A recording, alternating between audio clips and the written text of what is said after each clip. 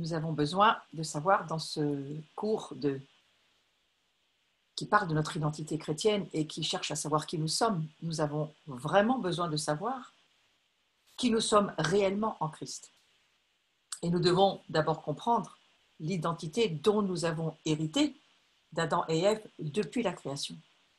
Alors, nous avons vu la dernière fois qu'il y a un héritage positif de la création et nous avons vu que dans cet héritage positif, nous avons hérité de choses extrêmement importantes. Nous avons hérité de la vie physique, nous avons hérité de la vie spirituelle, nous avons hérité de la valeur, de la sécurité, du sentiment d'appartenance. Adam et Ève vivaient, ressentaient lorsqu'ils étaient dans le jardin d'Éden avec le Seigneur, qui se promenait le soir dans le jardin. Ils étaient dans leur véritable identité. Et ça, c'est l'héritage positif de la création dont nous avons hérité. Mais notre héritage concernant le premier Adam s'arrête là. Nous n'avons pas d'autre héritage aujourd'hui à part celui dont nous venons de parler concernant le fait qu'il est positif. Adam et Ève, dans leur vie avec le Seigneur, une fois que la chute a eu lieu, un héritage négatif, l'héritage négatif de la chute s'est alors fait ressentir, évidemment. Et pour comprendre qui nous sommes réellement, nous devons réaliser à qui nous nous rattachons, à quel Adam nous nous rattachons et de quel héritage nous allons vers quel héritage nous acceptons. Évidemment que l'héritage négatif de la chute doit être consciemment compris parce qu'à partir de là, nous pourrons voir pourquoi il influe sur notre vie et fait que aujourd'hui, dans l'identité dans laquelle nous marchons, nous avons besoin d'être transformés profondément par la parole de Dieu. C'est notre héritage à tous. Et nous devons comprendre que l'identité dont nous avons hérité d'Adam depuis la création est ce que chacun d'entre nous aujourd'hui vit. C'est notre origine à tous, et nous sommes ses descendants. Nous avons hérité certaines de ses caractéristiques et nous sommes tous nés à sa ressemblance. Donc nous avons tous évidemment un être extérieur et nous avons cette vie physique qui est là et nous avons aussi bien entendu cette vie spirituelle. Donc nous sommes vivants. Parce que la chute a été là, nous avons perdu la relation spirituelle. Et c'est pourquoi, physiquement, ensuite, la mort est venue. Là où nous en sommes aujourd'hui, sachant que nous avons cet héritage positif de la création en nous, l'héritage négatif de la chute, nous devons bien comprendre ce à quoi il correspond. La mort spirituelle, la connaissance de Dieu perdu, des émotions négatives dominantes, des choix trop nombreux, des privilèges qui deviennent des besoins. Tout cela fait partie de l'héritage négatif. Et pour le comprendre, nous devons aller voir. Alors, il y a ce petit schéma qui peut nous aider et qui nous explique que, vous voyez, c'est un schéma qui vaut ce qu'il vaut, mais nous voyons que nous sommes un esprit, la partie interne des trois cercles, l'esprit qui est représenté, c'est ce que nous sommes lorsque nous naissons de nouveau. Et lorsque nous sommes rattachés à Christ, notre esprit devient vivant. Lorsque nous sommes sous l'héritage du premier Adam et que nous ne connaissons pas Jésus-Christ, nous avons un esprit, nous sommes un esprit, mais il est mort. Il n'est pas rattaché à l'esprit de Dieu. Et puis ensuite, il y a l'âme qui est composée de notre volonté, de notre pensée, de nos émotions. Il y a une mnémotechnique assez simple pour se souvenir de ce qu'est l'âme humaine. L'âme, c'est la vie, l'âme est dans le sang c'est la vie. Vie, V pour volonté, I pour intelligence, c'est-à-dire l'entendement, les pensées, et E pour les émotions. V-I-E. L'âme, c'est la vie. Et on peut voir sur ce schéma que l'esprit est relié à l'âme et l'âme est reliée au corps. Le corps, évidemment, c'est cet être extérieur, charnel, qui nous compose, mais dans la parole de Dieu, lorsqu'on parle de la chair, il est question à la fois du corps et à la fois de l'âme. Donc, lorsque la Bible nous dit que l'homme est fait chair, oui, il est fait âme vivante avec son corps. Et il est appelé, comme nous le dira l'apôtre Paul, à devenir un esprit vivifié, c'est-à-dire qu'il nous faut accepter Christ dans notre vie et naître de l'esprit de façon à ce que l'esprit qui est en nous devienne spirituellement vivant. Lorsque l'héritage négatif de la chute s'est fait sentir, qu'est-ce qui s'est passé en premier lieu? La mort spirituelle. La mort spirituelle dont il est question dans Genèse 3, qui raconte comment Adam et Ève ont perdu leur relation avec Dieu par le péché. Le péché, c'est l'effet de la chute. Et l'effet de la chute a été tout à fait radical. C'est ce qui a fait une séparation immédiate et qui était d'une grande portée, qui a touché tous les membres ultérieurs de la race humaine. Nous avons tous été séparés de Dieu. Le péché, c'est, vous savez, ce jeu de fléchettes. Les Grecs jouaient aux fléchettes et ils avaient une expression qui disait que lorsqu'on ratait la cible avec sa fléchette et qu'on ratait le centre, on péchait. C'est-à-dire qu'on ratait ce pourquoi on visait. Et c'est exactement cela que signifie le péché. Nous ratons la cible. Lorsqu'Adam et Ève sont morts, leur union avec Dieu s'étant rompue, ils ont été séparés, c'est-à-dire qu'ils ont été péchés, séparés de Dieu.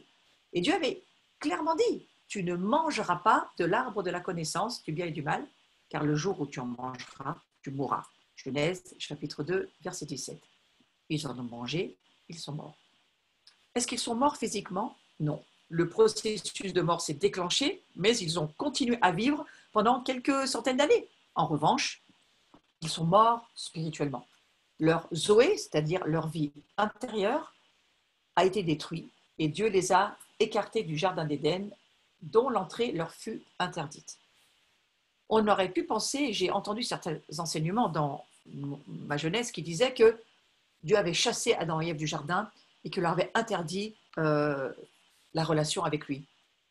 Moi, je préférerais dire aujourd'hui, Dieu les a mis hors de la portée de l'arbre de vie, c'est-à-dire qu'il les a protégés d'une certaine manière en les mettant hors de la présence, de sa présence souveraine et éternelle, de façon à ce qu'ils ne mangent pas de l'arbre de vie et qu'ils meurent éternellement.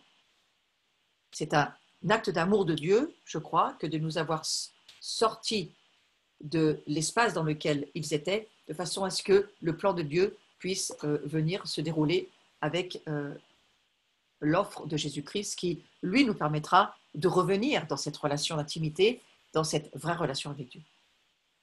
Tout comme nous avons hérité la vie physique de nos premiers ancêtres, nous avons aussi hérité de la mort spirituelle. Donc ça, c'est un effet négatif de la chute extrêmement lourd.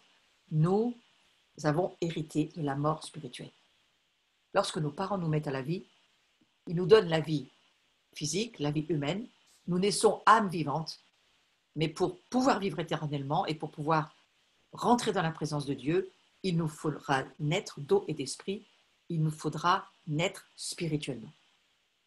Lorsque vous venez à la vie de vos pères et de vos mères, vous êtes spirituellement mort. En conséquence, chaque être humain entre dans le monde physiquement vivant, mais spirituellement mort, séparé de Dieu. La séparation d'avec Dieu, c'est la mort spirituelle. Donc ça, c'était un premier effet négatif de la chute. Et ensuite, il y en a un deuxième que nous pouvons voir juste maintenant, la connaissance de Dieu perdu. L'effet de la chute sur la pensée d'Adam et Ève a été qu'ils ont perdu la juste perception de la réalité. Je pourrais dire, ils ont perdu leurs lunettes. Ils n'avaient plus la perception de la réalité des choses, de la réalité spirituelle, éternelle. Vous savez que la Bible nous dit que les réalités sont dans l'invisible. Donc, ils ne pouvaient plus percevoir les réalités invisibles, mais visibles de Dieu. Donc, ils essayèrent de se cacher de Dieu. Et c'est cela qui démontre bien leur perception déformée de la réalité et de la mauvaise compréhension de la personne de Dieu. Cela nous rappelle ce que Paul nous dit en Éphésiens 4, 18. Ils ont la pensée obscurcie. Ils sont étrangers à la vie de Dieu à cause de l'ignorance qui est en eux et de l'endurcissement de leur cœur. Vous voyez, le fait d'être séparé de Dieu, c'est non seulement un obscurcissement de la pensée, mais c'est un cœur qui devient dur, qui s'endurcit, qui ne ressent plus, qui n'a plus de sensibilité au monde spirituel, à la vie spirituelle. Dans le plan originel de Dieu, la connaissance était relationnelle. Connaître Dieu impliquait une relation personnelle, intime avec lui. En Christ, nous pouvons connaître Dieu personnellement. Notre relation avec Dieu, par Christ, c'est la base de notre identité. Nous pourrions l'expliquer un petit peu comme la Bible nous le dit en Genèse, Adam connut Ève. En termes hébraïques, Adam connut Ève, ce n'est pas le fait de tout savoir sur elle ou le fait d'en avoir entendu parler, de savoir un certain nombre de qualités, de savoir des choses sur Ève. Non, il connut Ève, c'est-à-dire qu'il l'a connue dans la proximité, dans l'intimité, dans l'union commune, à la fois de son esprit, à la fois de son âme, mais aussi de son corps. Et cette union commune produit un fruit. Vous savez, lorsque deux êtres se rencontrent d'un peu trop près, au bout d'un moment, l'enfant arrive. Et c'est cela la production de l'union. La même chose dans le monde de l'esprit, lorsque notre esprit s'unit à l'esprit de Christ, lorsque les esprits des saints s'unissent entre eux, il y a une production spirituelle qui se fait. Et c'est de cela dont il s'agit, c'est-à-dire qu'il y a une connaissance spirituelle. Et nous pouvons connaître Dieu exactement de cette façon-là. Nos esprits rencontrent, s'unissent à l'Esprit de Dieu, et alors nous connaissons Dieu. Adam et Ève connaissaient Dieu par la proximité. Dans le jardin d'Éden, ils se promenaient avec Dieu, ils parlaient avec Dieu, ils avaient une relation avec Dieu. Et c'est exactement la même image que celle du mariage. C'est ce lien étroit avec le Tout-Puissant, la connaissance de Dieu qui formait la base de leur relation. L'identité est une affaire de relation. Notre relation avec Dieu produit notre identité. Pas de relation, pas d'identité. Nous avons commencé notre vie sans aucune connaissance de Dieu, si ce n'est la grâce que l'environnement nous parle de Dieu, que nous pouvons voir Dieu au travers de certaines circonstances de notre vie, mais la vraie connaissance de Dieu, la relation que Dieu nous propose, pour cela, il nous faudra rencontrer Jésus-Christ, qui lui, par sa mort et sa résurrection, par le fait que nous le rencontrons, nous le croyons, nous confessons de notre bouche, nous croyons de notre cœur qu'il est le Fils de Dieu, au travers de la confession de notre bouche et la foi dans notre cœur, nous naissons de nouveau et alors la relation est de nouveau possible avec Dieu, notre Père. Donc nous avons commencé notre vie sans connaissance de Dieu, exactement comme Adam et Ève après la chute. Ils ont perdu cette connaissance de Dieu, ils ont perdu la sensibilité, ils ont perdu la vue, ils ont perdu la perception, ils ont perdu Dieu parce que leur relation intime avait été rompue. Nous devons savoir que nous avons hérité de la pensée obscurcie d'Adam.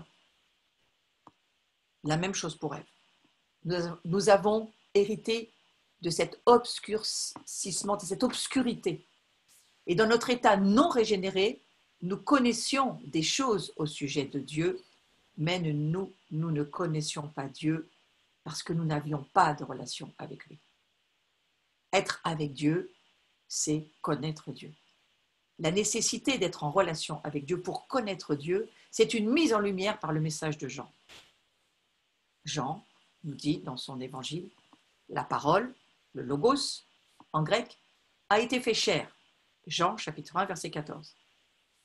Le logos remonte à des siècles avant Jésus-Christ et représente la forme de la connaissance philosophique la plus élevée. Pour les Grecs, le fait de dire que le logos a été fait chair revient à dire que la connaissance absolue est devenue personnelle et relationnelle. Donc l'évangile de Jean unit ces deux cultures, ces deux idées en Christ. Dieu fait cette annonce au monde par l'intermédiaire de Jean. La parole s'incarne en chair. Et lorsque nous naissons de l'esprit, de la même manière, la parole de Dieu s'incarne en nous dans notre propre chair. Et nous devenons, nous aussi, le message de Dieu. La vraie connaissance de Dieu, qui ne peut être découverte que par une relation intime avec Dieu, est désormais disponible au monde par Dieu fait chair, Jésus-Christ. Il est la tête de l'Église, il est le chef de l'Église, il est le roi d'Israël aussi, bien sûr. Et nous sommes son corps, nous sommes le corps du Messie. Et de la même manière, nous allons avoir à grandir en maturité et en liberté pour pouvoir être ce message que nous devons être pour que le monde puisse connaître Dieu. Donc, sur un troisième domaine de cet héritage négatif, il nous faut comprendre la place de nos émotions qui sont dominantes et négatives dans notre vie jusqu'à ce que nous puissions laisser Dieu nous transformer. Les conséquences émotionnelles de la chute ont fait que nous sommes devenus craintifs et anxieux. Une des premières émotions apparues après la séparation d'avec Dieu fut la peur. Aujourd'hui, la peur est une émotion sous-jacente à toutes nos relations, à toutes nos activités. Et vous comprenez bien qu'aujourd'hui, avec la crise que nous traversons, si vous êtes dirigé par vos émotions, ça pourrait vous submerger. Ça pourrait vous terrifier, vous terroriser. En aucune manière, nos émotions ne doivent nous diriger. Mais parfois, c'est le cas. Donc la peur, c'est bien entendu le résultat de la chute.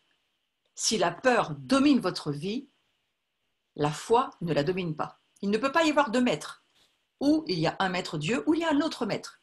Et ou c'est la foi qui va régner, ou c'est quelque chose d'autre que la foi.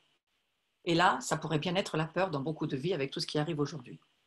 Donc il y a un autre sous-produit, qui n'est pas seulement la peur, mais qui est aussi la honte. Et bien entendu, ce qui va juste avec, derrière, la culpabilité. Avant la chute, Adam et Ève étaient nus et ils n'en avaient pas honte. Dieu les avait créés pour être des êtres sexuels.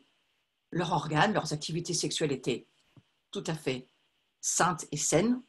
Mais le péché a amené une mauvaise perception d'eux-mêmes et du coup, ils ont tout à coup eu honte d'être nus et de se voir nus. Ils ont eu, tout de suite, il a fallu qu'ils se couvrent. Et de nombreuses personnes cachent leur être intérieur aujourd'hui. Pourquoi? Par peur. Par peur d'être découverts. Par peur peut-être de la culpabilité ou peut-être d'une honte dont ils ne peuvent pas parler. L'humanité a aussi connu la colère et la dépression après la chute.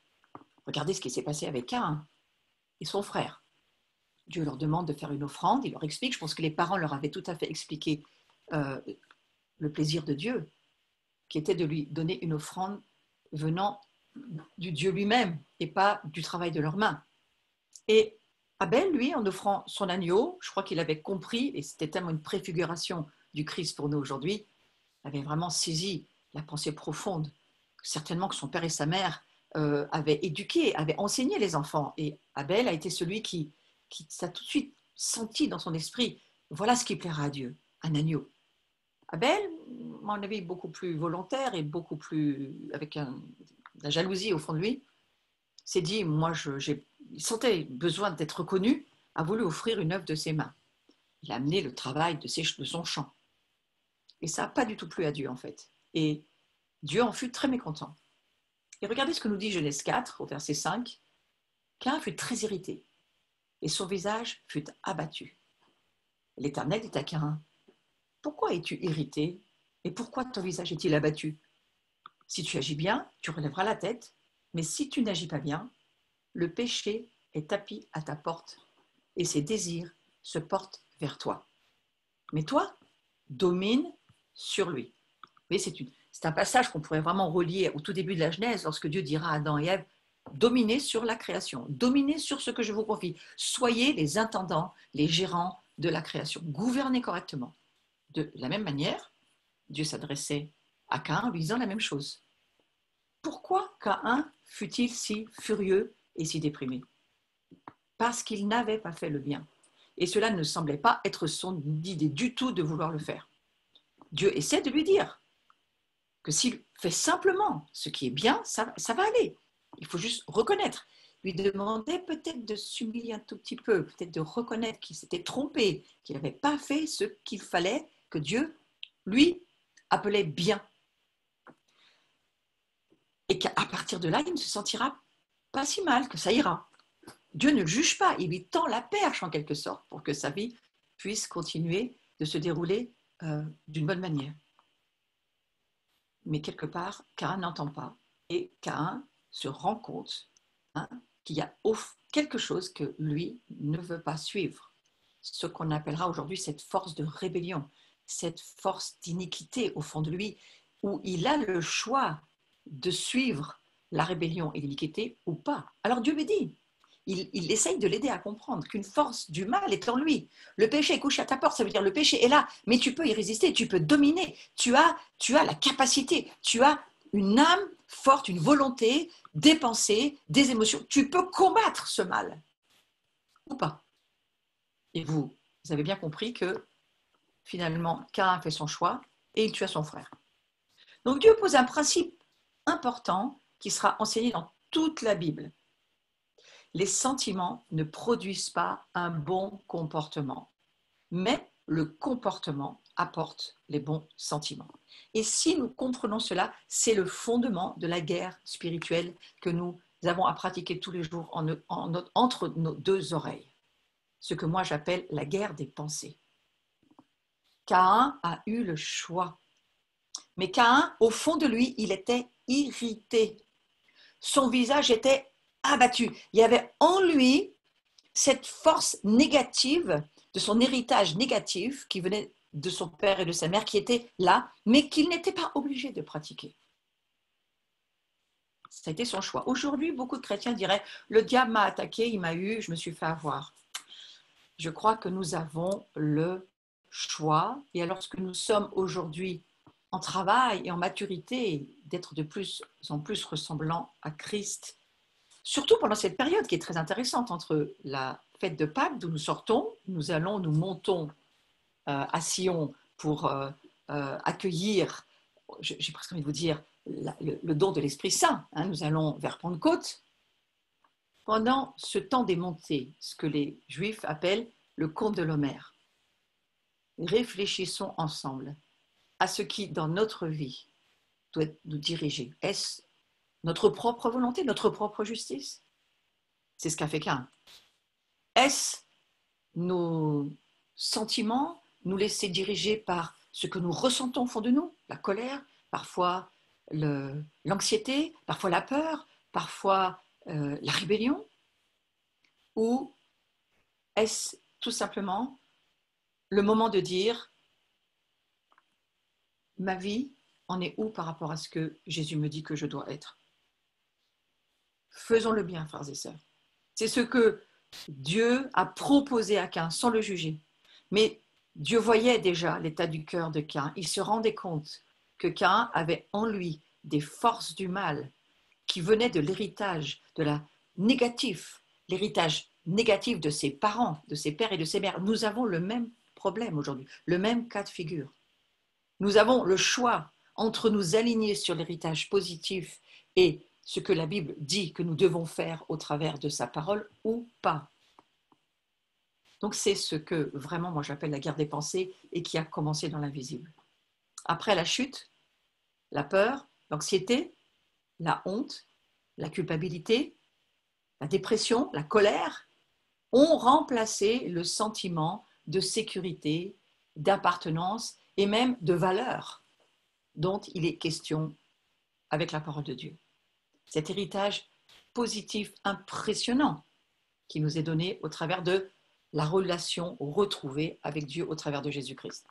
Donc il y a quantité d'autres choses que nous n'avons pas envie de faire, mais nous les faisons tout de même. Je n'aime pas visiter les personnes à l'hôpital. C'est vrai que j'aime pas trop l'odeur des hôpitaux. L'odeur me fait parfois fuir et enlève à elle seule tous les sentiments positifs qui seraient en moi. Mais une fois j'y suis allée et j'ai décidé de ne pas m'aligner à ce que je ressentais, mais d'y aller en me disant j'y vais parce qu'il faut aller visiter cette personne. Et puis je ne m'aligne pas à ce que mes émotions me disent. Et puis j'ai bien fait d'y aller parce qu'au fond, c'était là où Dieu m'attendait pour que je puisse faire quelque chose avec la personne que je devais visiter. Vous voyez, c'est un exemple pour vous dire, ne suivez pas vos émotions, mais suivez ce que Dieu vous dit que vous devez faire. Les bons sentiments suivent les bons comportements. Comportez-vous de la bonne manière, faites le bien, faites ce que Dieu vous dit de faire. Les sentiments suivront. Combien de mariages aujourd'hui détruits ou en voie de destruction, en démolition constante, parce que « oh mais moi je ne sens pas »,« oh mais je ne l'aime plus »,« mais ça ne fonctionne pas, mes émotions ne sont pas là », etc. Alors que si nous prenons un engagement comportemental en disant « je me suis engagé dans cette alliance, je vais tenir par la foi cette alliance avec la personne avec qui je suis ». Alors ça ne marche pas que dans le mariage, ça marche dans beaucoup d'autres domaines, mais je prends le domaine du mariage parce que c'est plus facile à comprendre. Mais si vous prenez une bonne décision, les sentiments suivront. Bien souvent, l'Esprit Saint vient et c'est lui qui nous permet de vivre alors que nous faisons les bons choix. Toute notre vie chrétienne est une affaire de bons choix, de choisir ce que Dieu nous dit que nous devons choisir. Donc ne nous laissons pas dominer par nos émotions. De plus, nous perpétuons ces sentiments par notre propre acte d'injustice. Notre péché engendre le péché sur 3, voire 4 générations, parfois même plus.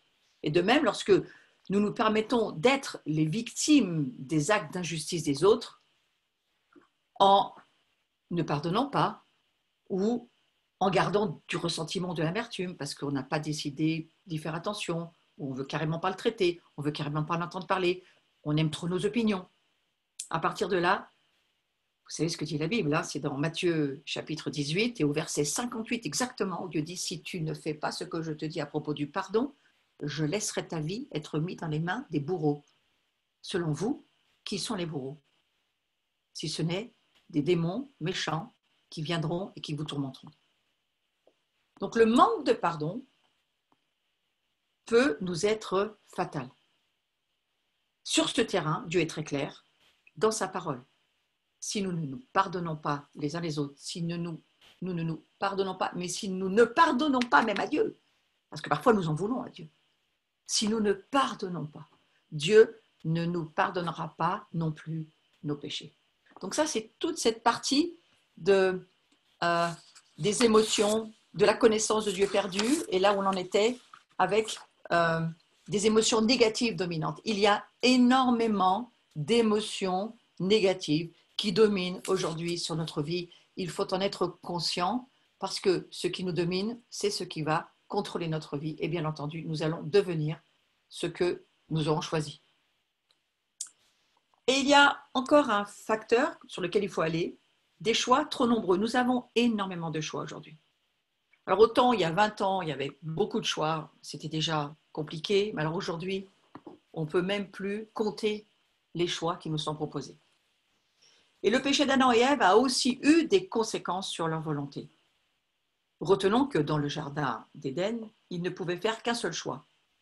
Tout ce qu'ils voulaient faire était bon, sauf manger de l'arbre de la connaissance du bien et du mal. C'était le seul choix qu'ils avaient à ne pas faire. Tu ne touches pas cet arbre-là, tu ne le manges pas. Ils avaient la possibilité de faire une multitude de bons choix. Un seul était mauvais. Un seul. Vous imaginez aujourd'hui, nous n'en sommes plus là. En fait, ils ont fait ce seul mauvais choix malgré la multitude de bons choix. Et parce qu'ils ont fait le mauvais choix, aujourd'hui, nous avons une multitude de choix, bons ou mauvais, devant nous en conséquence. Et nous devons journellement y faire face. Nous sommes dans un combat des pensées impressionnant. Parce que tel choix, il va nous falloir Dieu pour faire chacun de nos choix et la parole de Dieu pour entendre ce que Dieu veut nous dire. Prendre ce temps de pause pour écouter ce que Dieu veut bien nous dire sur tous les choix que nous avons faits. Ça peut aussi être une possibilité dans ce temps qui nous est donné de confinement. Nous pouvons choisir de prier ou de ne pas prier. On a le choix. Nous pouvons lire la Bible ou pas la lire. Nous pouvons bien parler ou mal parler. nous avons quantité de choses. Pardonner ou pas, on a la liberté, mais nous savons ce que la Bible en dit. Nous avons le choix d'aimer ou de haïr. Continuer d'aimer les autres ou décider, on ne les aimera plus jamais, on va les haïr toute notre vie. Ce sont des multitudes de choix. Nous pouvons choisir de marcher selon la chair ou nous pouvons choisir de marcher selon l'esprit. Nous rencontrons des choix innombrables tous les jours. Et nous faisons aussi parfois des mauvais choix dans notre marche chrétienne, bien sûr. Si nous nous rendons compte que nous faisons un mauvais choix, il est facile pour nous de nous arrêter, de demander pardon et puis de repartir, parce que la Bible nous le dit. Repentez-vous, et si nous nous repentons, Dieu va guérir notre vie et guérir tout ce que nous avons peut-être détruit ou mal fait. Donc nous pouvons nous repentir de ces mauvais choix et demander à Dieu de nous aider à marcher par son Saint-Esprit. Et il le fera toujours. Dieu va toujours nous aider à faire le bon choix ou à revenir d'un mauvais choix sur un bon choix, parce que c'est Dieu qui le dit, qui le fait. Il ne nous abandonnera jamais. Donc vous voyez, on a tous les moyens, et c'est peut-être presque inexcusable de ne pas finir par faire que des bons choix. Il y a une cinquième chose que nous allons voir encore dans ce cours, c'est les privilèges qui deviennent des besoins. Un autre effet à long terme du péché, c'est le fait que les privilèges de l'homme avant la chute sont devenus des besoins criants après la chute. D'abord, séparés de Dieu par le péché, nous ne nous sentions plus acceptés de Dieu ni des autres. Et nous avions besoin d'appartenir à quelque chose. Même en venant à Christ, avec une relation rétablie avec Dieu, nous avions encore besoin d'appartenir aux autres. Combien de chrétiens aujourd'hui souffrent de rejet, d'esprit d'orphelin, ne savent pas qui ils sont, souffrent de la solitude, souffrent d'énormément de choses, parce que, au fond d'eux, il n'y a pas cette compréhension que ce qui était privilège, aujourd'hui, sont des besoins criants qui doivent redevenir en nous des privilèges. Combien de chrétiens me disent qu'ils ne se sentent pas aimés de Dieu, qu'ils se sentent rejetés, soit par Dieu, soit par les autres, qui ne sentent pas l'amour de Dieu, qui se sentent seuls. Tout cela pourquoi? Parce qu'il est besoin, je crois, dans leur vie, que la parole de Dieu fasse son effet par la foi. Il est besoin de changer ses pensées négatives, ses impressions négatives, ses mensonges, tout ce monde intérieur qui ment, qui leur ment, pour y remettre la vérité de la parole de Dieu. La connaissance de la vérité, c'est-à-dire l'expérience de la connaissance. En quelque sorte, ça veut dire que notre esprit doit communier avec l'Esprit de Christ au travers de la parole de Dieu et les Saint-Esprits venir mettre à la naissance en nous la vérité, les révélations de ce que la parole de Dieu dit, que nous sommes enfants de Dieu. La parole de Dieu, elle est vivante, elle transforme, elle met à la naissance, elle fait grandir. C'est une nourriture, c'est une substance. Et la foi le permet, parce que la foi, elle agit au travers de la parole de Dieu. La foi vient de ce qu'on entend de la parole de Dieu. Donc on se rend assez vite compte, lorsque nous allons sur ce sujet des privilèges qui deviennent des besoins, que l'appartenance a été remplacée par le rejet. Nous avons donc besoin de sentir que nous appartenons à quelqu'un ou à quelque chose. Et combien de personnes, je parle des chrétiens, mais ça marche aussi pour les non-chrétiens, vont créer des associations, des clubs, des clubs humains même, pour avoir le sentiment d'appartenir à quelque chose. Parce que c'est tellement profond en nous. Nous avons besoin d'appartenir. Pas seulement à Dieu, mais aussi aux autres. Donc c'est cette appartenance qui a été remplacée par le rejet, il faut la voir dans le monde spirituel. Et comprendre que le rejet, c'est une conséquence de la chute, mais très vite, le rejet, ça devient une présence démoniaque qui peut tenir ta vie et qui peut dominer ta vie si tu la laisses faire. Le péché est couché à ta porte, ça veut dire que si tu ouvres ta porte à des mensonges ou tu ouvres cet espace au monde spirituel méchant, il va rentrer, il va s'installer. Et l'esprit de rejet, je peux le dire par expérience, il habite pratiquement chez tout le monde jusqu'à ce que la personne puisse rencontrer Jésus et se débarrasser non seulement de ce mensonge, mais de cette présence démoniaque qui te donne toujours l'impression que tu es seul et que personne ne veut t'accepter. Donc cette appartenance qui a été remplacée par le rejet, nous avons donc besoin de sentir que nous appartenons à quelqu'un ou quelque chose. Et Adam, dans le jardin d'Éden, il ressentait ce besoin. Il était comblé par l'intimité de sa relation avec Dieu. De toutes les choses qui étaient bonnes dans le jardin, la seule chose qui n'était pas bonne, c'était qu'Adam soit seul. Il n'est pas bon que l'homme soit seul. Vous voyez, c'est quelque chose qui vient de Dieu. Dieu n'a pas prévu que l'homme vive seul. Il y a en nous ce privilège d'avoir une famille, d'avoir des relations avec les autres et de savoir qu'on appartient à une famille, un Dieu de la famille. Et que même si dans ta vie naturelle, tu n'es pas marié, tu n'as pas d'enfant, dans ta vie spirituelle, tu appartiens à une famille et tu as des vraies relations familiales avec les autres. Parce que c'est la volonté de Dieu. Et Dieu, il avait satisfait ce besoin en créant Ève, ainsi que le concept des nations. Le péché nous éloigne de Dieu et nous éloigne les uns des autres. Adam et Ève ont introduit, ils ont fait rentrer par leur éloignement d'avec Dieu les conflits dans les relations humaines.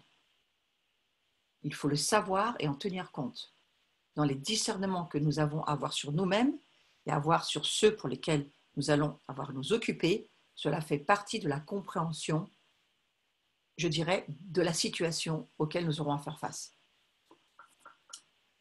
Nous avons tous un besoin profond d'appartenir à quelqu'un. Même si nous venons à Christ et que nous avons une bonne relation avec lui, qui comble notre besoin d'appartenance, nous avons besoin de comprendre qu'il est important de dépasser notre individualité pour atteindre une plus grande échelle. La Bible parle des nations et l'histoire se développe au Elles sont des personnes corporatives, dotées de la même responsabilité, de la même perspective que les individus. Et les individus, comme les personnes corporatives, sont participants du royaume des cieux. Vous voyez, on se voit, nous, en tant qu'individus, mais nous devons réaliser que nous aussi, nous sommes ensemble, nous faisons partie, en termes d'individus, d'une collectivité qui s'appelle la nation, et ensemble, nous sommes la nation. Et c'est extrêmement important de le comprendre parce que c'est dans le cœur de Dieu. Nous sommes des individus, mais dans la perspective biblique, nous sommes une famille et nous avançons en tant que collectif. Nous sommes le temple de Dieu. Nous ne pouvons pas être le temple tout seul. Il est important de faire partie d'une famille, d'une communauté locale, d'une communauté aujourd'hui, parce que c'est important de grandir ensemble, d'avoir des relations de proximité collective. Cela fait partie du plan de Dieu pour l'humanité. Donc, nous avons tous ce besoin d'appartenir à quelqu'un. C'est important. Moi, je sais que j'appartiens à ma nation de France, et c'est important. Je sais que je suis française. Et même si je vais dans les nations et que j'embrasse les autres nations, je porte en moi cette appartenance, dont quelque part je suis fière, parce que c'est ce que Dieu a voulu pour moi, et c'est donc le meilleur. Donc Dieu a créé les peuples, les tribus, les langues, les nations, à l'image de sa pluralité, tout comme il a créé aussi les individus, à son image. Vous voyez, Dieu est Dieu Père, Dieu Fils et Esprit Saint. Le fameux Érad hébraïque, le un, qui ne s'explique pas en français, nous n'avons pas de mot, on peut peut-être employer le mot unicité, mais ça ne veut pas dire grand-chose pour la plupart des gens. En anglais, on dira le oneness, c'est-à-dire l'union commune des esprits, la pluralité, la complémentarité, la diversité des individus ensemble qui forment une synergie et que cette synergie, c'est la force de Dieu sur la terre. Et c'est cela dont il est question dans le corporatif, le collectif, la famille, le poids de nous tous ensemble avec Dieu. La diversité, l'internationalité et la louange sont donc des reflets du caractère de Dieu et de son projet pour la famille humaine. Notre sentiment d'appartenance au peuple ou à la langue ou à la tribu ou à la nation qui nous a vu naître, joue un rôle très spécifique dans nos vies. C'est ce que nous appelons l'identité collective. Pourquoi j'ai mis une partie de cette explication dans cette part là, dans ce passage où nous nous trouvons, c'est parce qu'il est important de le comprendre. Cela fait partie d'un besoin de restauration en nous. Oui, nous avons besoin de nous réappartenir, de recomprendre que qui nous sommes. Nous sommes un esprit qui a une âme qui vit dans un corps. Nous sommes un individu qui doit retrouver son union avec Dieu, son unité avec Dieu. Mais nous sommes aussi, avec les autres, partie commune du temple de Dieu. Nous sommes sa maison tous ensemble. Et donc, il y a forcément une nation corporative extrêmement importante. Aujourd'hui, Dieu est en train de rassembler sa famille. Lorsque nous voyons dans le dernier livre, au dernier verset de l'Ancien Testament, où Dieu dira par le prophète Malachie qu'il sera très important, à un moment donné, il va ramener l'esprit d'Élie et qu'il va être très important de s'y soumettre. Parce qu'il faut que les pères reviennent vers les fils, que les fils reviennent vers les pères.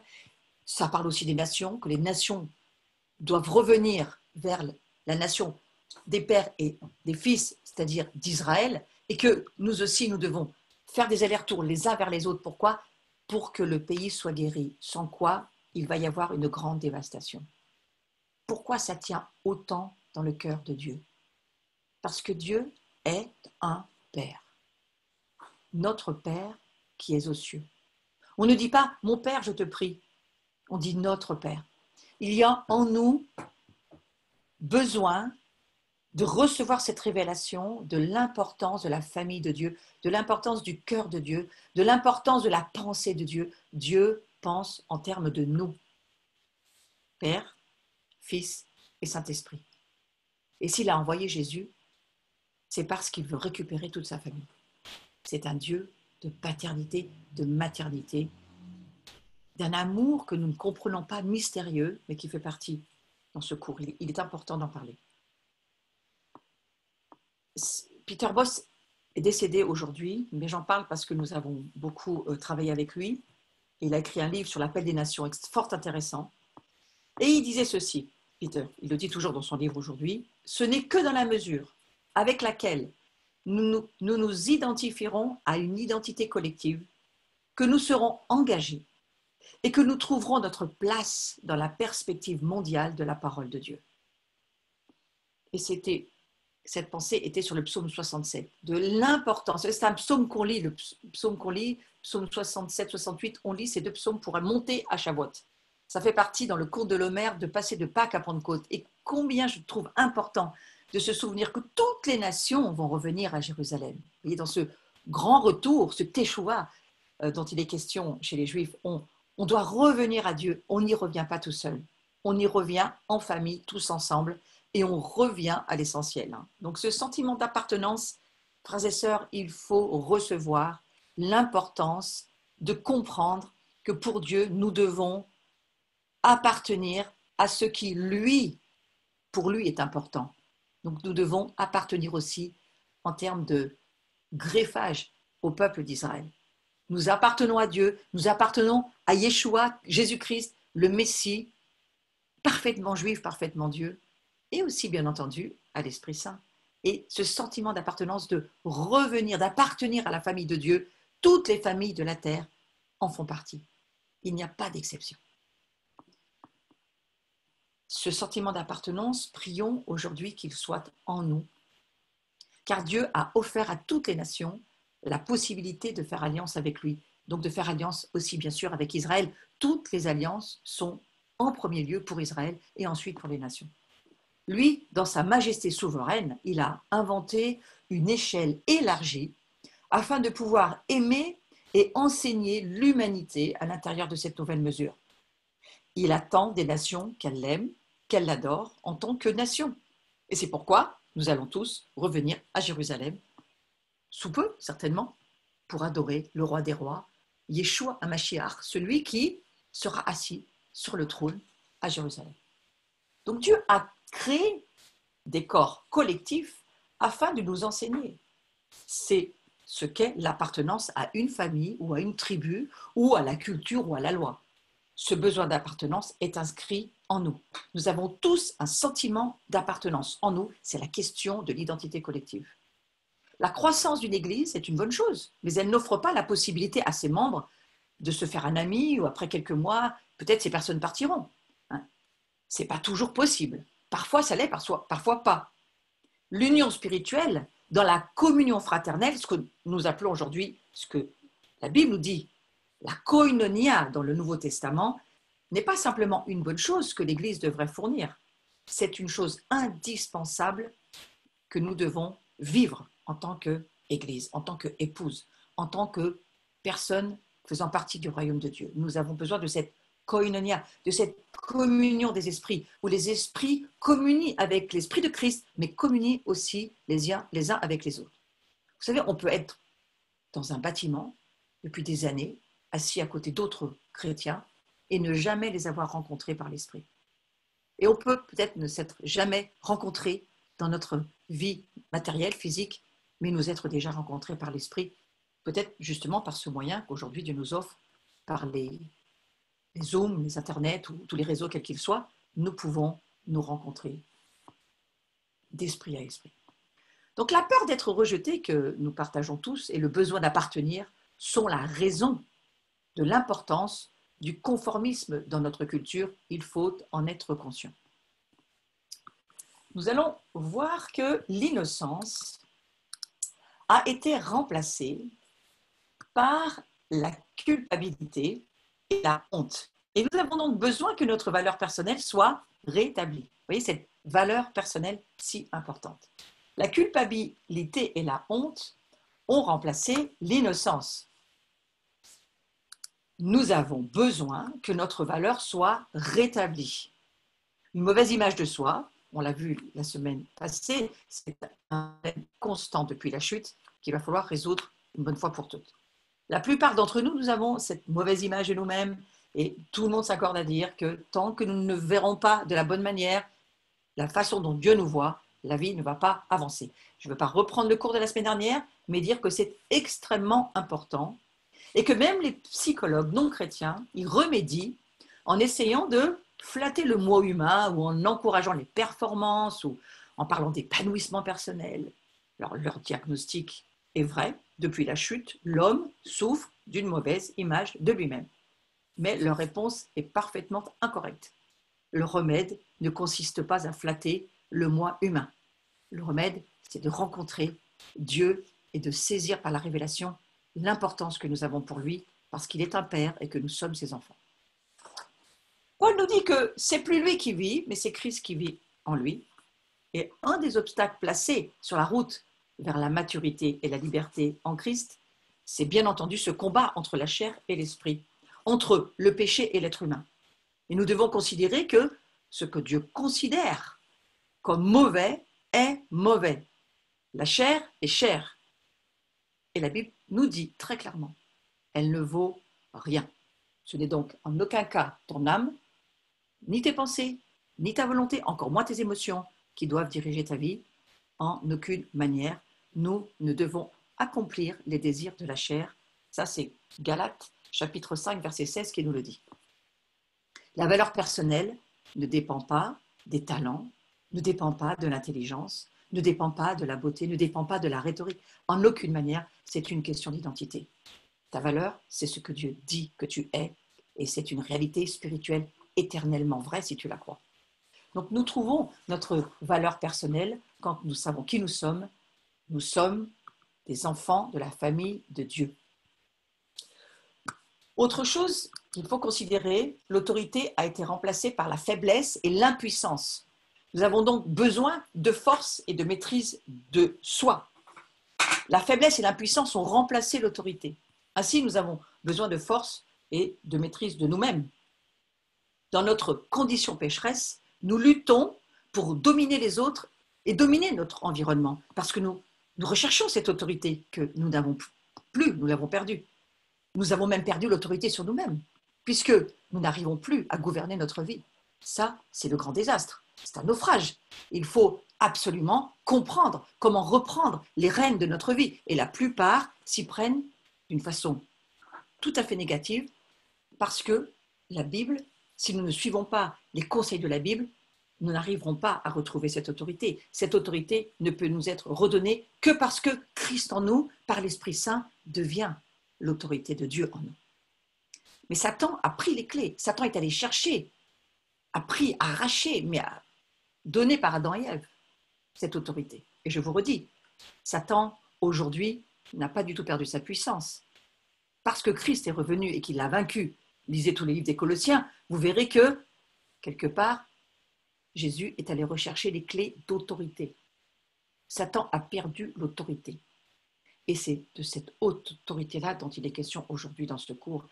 Il va falloir retrouver, recevoir, comprendre comment fonctionne cette autorité. Donc, il y a en l'homme, dans la femme, ce besoin de dominer et de se dominer qui est quasi permanent dans nos vies. Regardez autour de nous dans le monde du travail.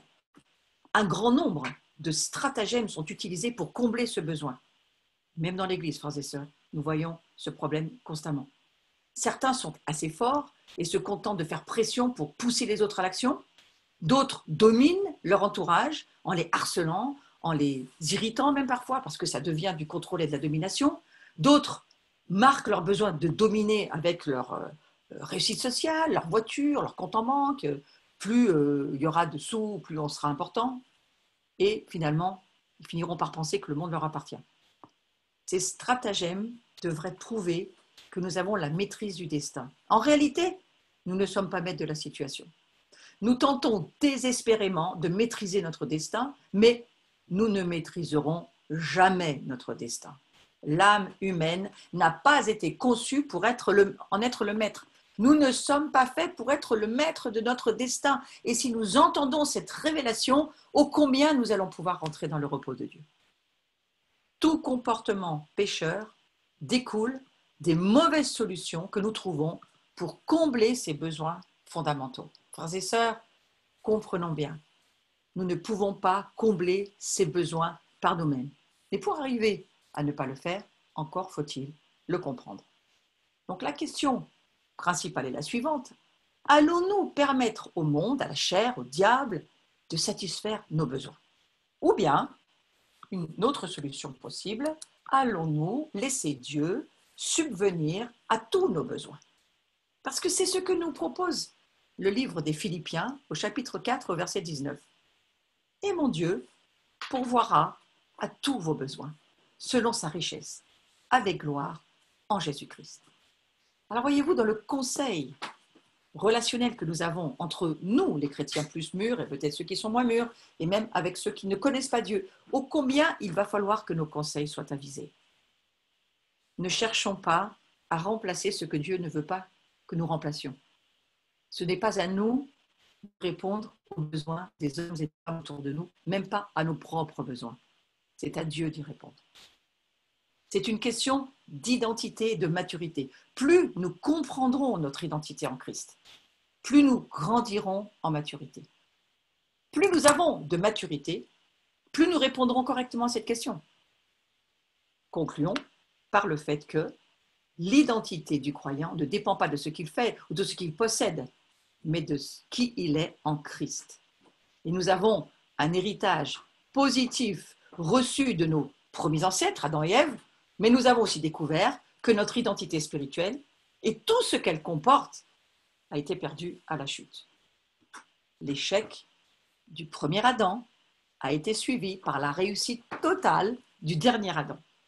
Jésus-Christ nous a vraiment donné la victoire. C'est lui qui a rétabli toutes choses. Et tout cela, pourquoi?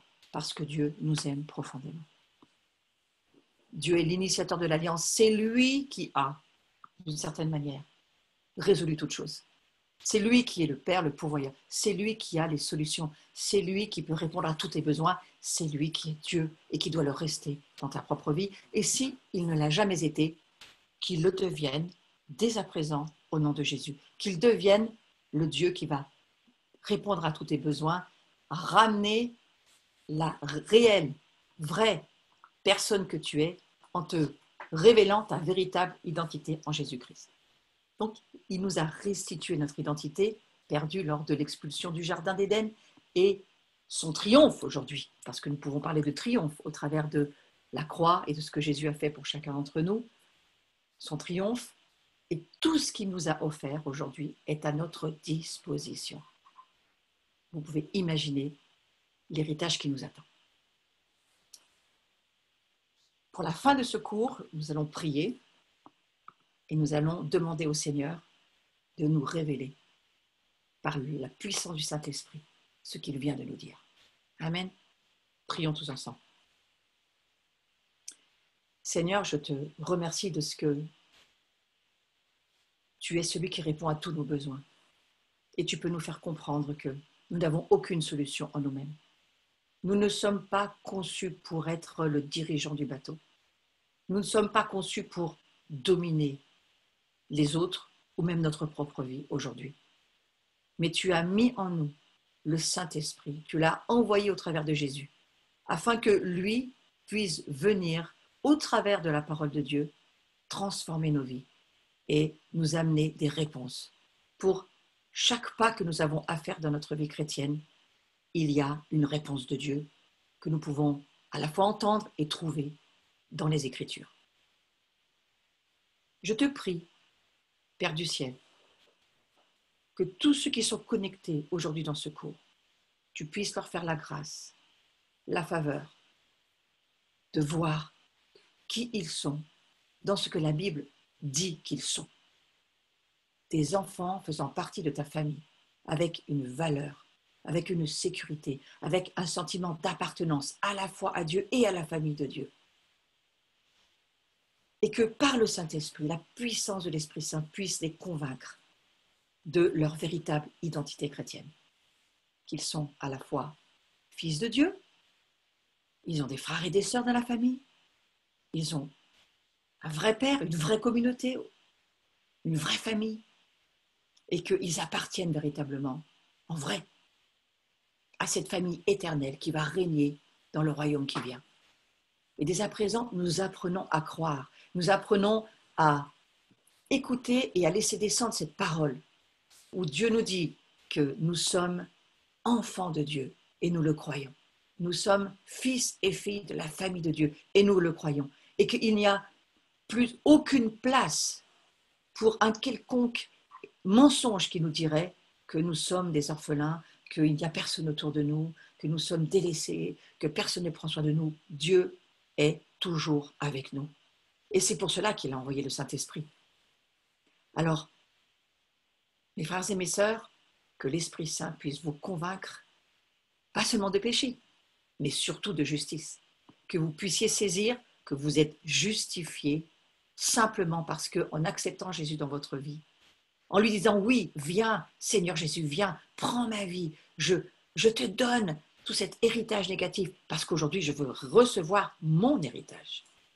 L'héritage auquel j'ai droit de celui d'être fils ou fille de Dieu. Et que cet héritage, tu puisses l'embrasser et marcher sur ce chemin pour grandir. Jusqu'au retour de Jésus, nous pouvons encore grandir, tous ensemble. Je vous souhaite une très belle journée. À la semaine prochaine, même heure. Et je me permets de passer encore cette petite information. Pour ceux qui souhaiteraient, vous pouvez me rejoindre sur le site de l'Abri, www.abri-vcf.com. Et puis, vous pouvez aussi soutenir mon cours si vous le souhaitez. Mon cours est tout à fait gratuit et je suis ravie de vous l'offrir. Mais si vous voulez me soutenir dans mon travail, alors vous pouvez aller directement sur notre site et il y a un petit endroit, vous pouvez cliquer juste sur la page d'accueil, vous cliquez sur PayPal et vous bénissez le royaume de Dieu. Je vous souhaite une très très belle journée. À très bientôt.